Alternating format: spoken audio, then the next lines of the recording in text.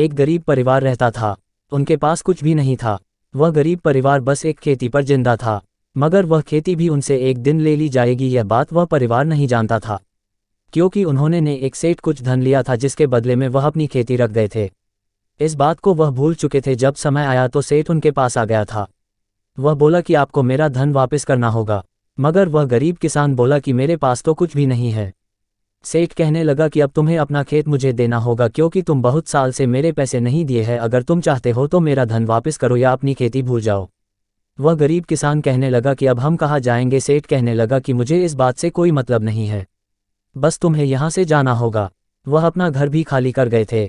जब वह जा रहे थे परिवार वाले कह रहे थे कि अब क्या होगा। गरीब किसान बोला कि समय जरूर बदलेगा।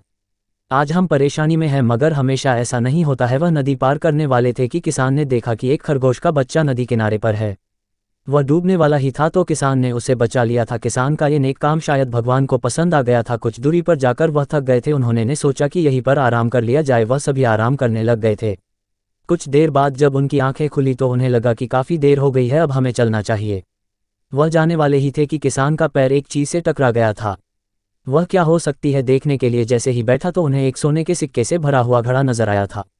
वह उसे निकाल कर देखने लगे तो उन्हें बहुत सारा धन मिल गया था। ये कैसे हुआ था शायद उन्हें पता नहीं था, मगर उनका समय बदल गया था। अब वह फिर से नई जिंदगी की शुरुआत कर चुके थे। वह गरीब किसान अब गरीब नहीं था, समय बदला गया था। इसलिए कहते हैं कि हमें निरंतर प्रयास करते रहना चाहिए, तभी हम बहुत कुछ बदल सकते हैं।